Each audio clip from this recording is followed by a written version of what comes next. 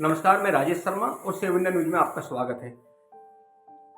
भारत में ऐसा कौन पॉलिटिकल पार्टी का लीडर है जिससे ये उम्मीदवार बनाया जाए कि आप प्रधानमंत्री पद के उम्मीदवार होंगे?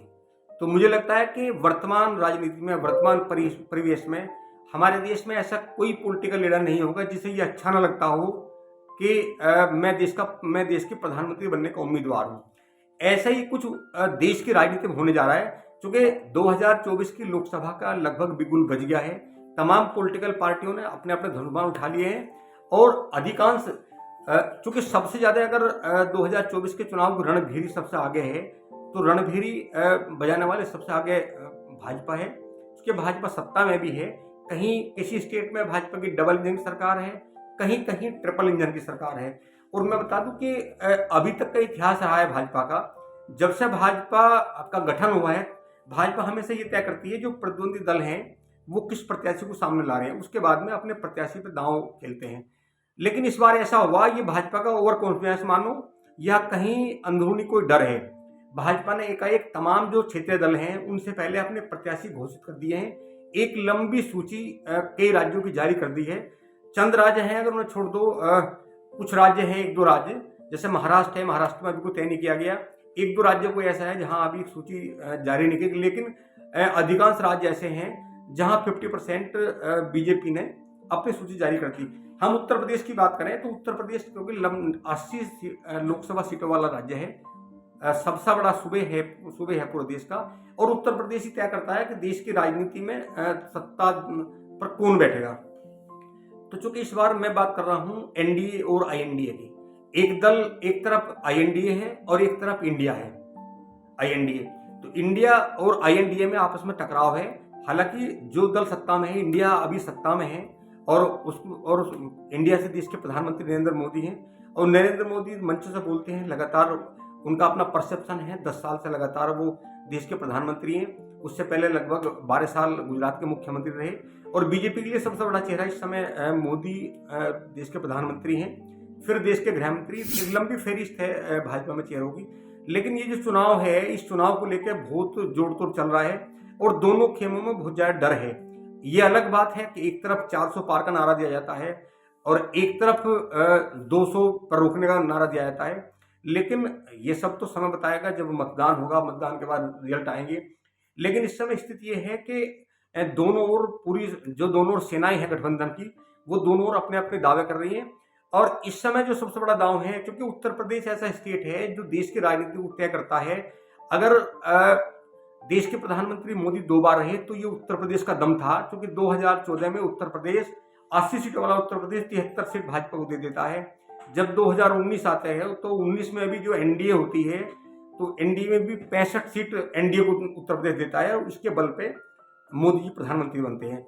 ये जग जाहिर है कि अगर उत्तर प्रदेश कमजोर होता है तो एनडीए कमजोर हो जाएगा। ऐसे बहुत सारे राज्य हैं जहां एक एक सीट है, 2 सीट है, 4 सीट है, 5 सीट है, लेकिन 80 लोकसभा सीटों वाला वो ऐसा बड़ा स्टेट है, वही तय करता है कि बीजेपी का अगला स्टैंड क्या होगा। तो चूंकि उत्तर प्रदेश को लेके जो इंडिया है, इंडिया अलायंस है, इसके साथ कांग्रेस है, सपा है, और इसके अलावा एक दो छोटे दल हैं। अब यहाँ बड़ा खेल होने जा रहा है, चूंकि कांग्रेस में जिस तरह राहुल गांधी भारत जोड़ो न्याय यात्रा कर रहे हैं, जो तमाम 10 साल की एंटी इनकम्बेंसी हैं, जो मुद्दे हैं, जो बेरोजगारी के मुद्दे हैं, महंगाई के मुद्दे हैं, किसानों के मुद्दे हैं, अभी एक नया शिगुफा आ गया, इलेक्टोरल बॉन्ड का मामला, उसमें भी कहीं ना कहीं छुपाव है। और बहुत सारे ऐसे मुद्दे हैं जिसको लेकर लगातार सपा और कांग्रेस के लोगों को याद दिलाते हैं कि 2013 में बीजेपी ने क्या वादे किए थे और वर्तमान में उन वादों की क्या स्थिति है। हालांकि और बीजेपी की हम बात करें तो बीजेपी इन 10 साल में मतलब क्या डेवलपमेंट किया वो उसकी बात करती है। तो मैं बात कर रहा हूं कि अभी मैंने एक सवाल दिया कि ऐसा कौन पॉलिटिकल लीडर है जिसे ये कहा जाए कि आप हमारे खेमे से आप प्रधानमंत्री पद के उम्मीदवार होंगे, तो कौन मना कर सकता है। तो आज मैं बात कर रहा हूं उस नेता की जिसके लिए लगातार ऐसे कयास लगाए जा रहे हैं और लगातार ये बातचीत चल रही है। हालांकि ये परवान नहीं चढ़ी, लेकिन जिस कैंप से ये बात चली है, ये विश्वास भी है कि कहीं ना कहीं ऐसा हो सकता है। 2019 में जब उत्तर प्रदेश में कांग्रेस इंडिपेंडेंट चुनाव लड़ती है और सपा, बसपा और लोकदल का एक साथ गठबंधन होता है, तो गठबंधन में जब 2014 की बात करते हैं तो 2014 में बसपा और सपा लगभग 2 से 3-4 सीटों पर सिमट जाती हैं, और 2019 में जब गठबंधन होता है तो 15 लोकसभा सीटें जीत जाते हैं। तो जब 15 लोकसभा सीट जीतते हैं 5 साल में, तो इस बार भी लग रहा है क्योंकि इस बार बसपा का अभी गठबंधन नहीं हुआ है, सपा और कांग्रेस का गठबंधन हुआ है।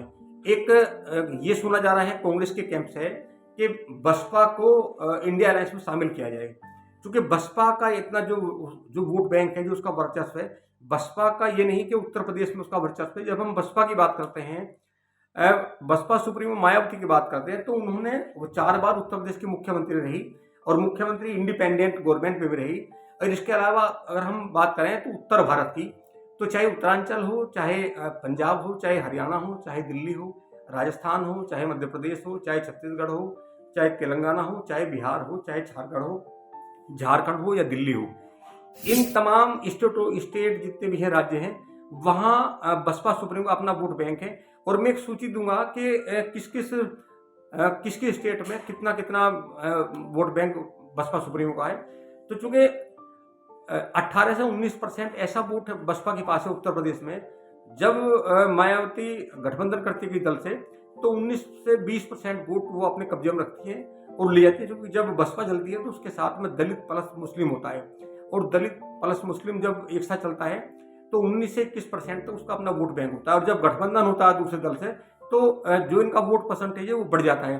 तो मैं बता दूं कि एक कांग्रेस के कैंप से, इंडिया के कैंप से एक आवाज आई है, और उन्होंने, चूंकि जब इंडिया अलायंस की तीसरी मीटिंग थी, तो पश्चिम बंगाल की मुख्यमंत्री ममता बनर्जी ने एक शिकवा छोड़ दिया था, बता दिया था। उन्होंने कहा कि इंडिया अलायंस की ओर से जो देश के 2024 के बाद सरकार बनेगी, इंडिया अलायंस की ओर से प्रधानमंत्री पद के दावेदार कांग्रेस के राष्ट्रीय अध्यक्ष मल्लिकार्जुन खड़गे का उन्होंने नाम लिया था।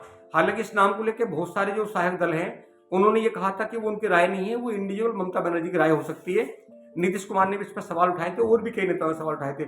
लेकिन अब ये बाजी पलटने जा रही है। ये माना जा रहा है कि आचार संहिता लगने के बाद कहीं ना कहीं ये डील भी हो गई है उससे पहले, और कांग्रेस की पूर्व राष्ट्रीय अध्यक्ष सोनिया गांधी की कहीं ना कहीं बसपा सुप्रीमो में बात चली है, और बसपा सुप्रीमो को कहा गया है कि 2024 के चुनाव के लिए इंडिया अलायंस की ओर से बसपा की सुप्रीमो सुश्री मायावती को इंडिया अलायंस की ओर से प्रधानमंत्री पद का उम्मीदवार माना जाएगा।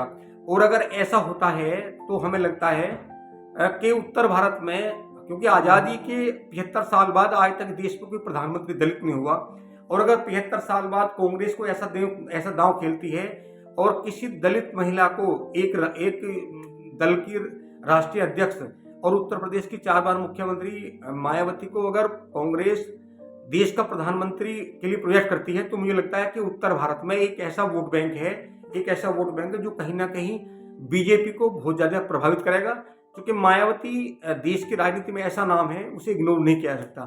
तो चूंकि क्या होने वाला है, अभी इंतजार है आचार संहिता लगने की, क्योंकि कहीं ना कहीं ये डरा हुआ है। अभी जब मायावती का 14 जनवरी को जन्मदिन होता है, तो जन्मदिन से पहले एक शिकवा छोड़ा जाता है।